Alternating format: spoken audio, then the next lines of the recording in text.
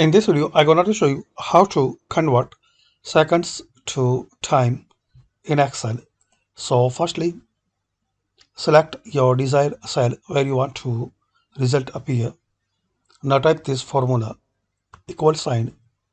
Now select your second cell. Now select. Now type at 6400. Now press enter. Now right click on it. Then click on format cells. Now select custom. Now select your desired format like minute and seconds. Then click on OK. Now drag and drop, and that's it. So by this quick and easy method, we can know how to convert seconds to time in Excel.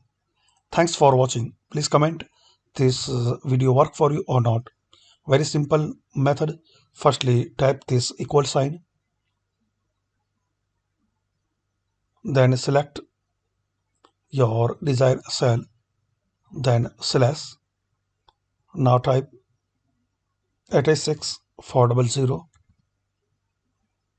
and press enter. So it will change in some number.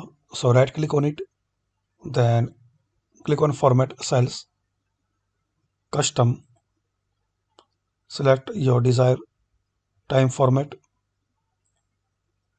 then click on OK.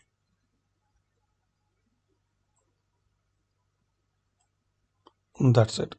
Thanks for watching.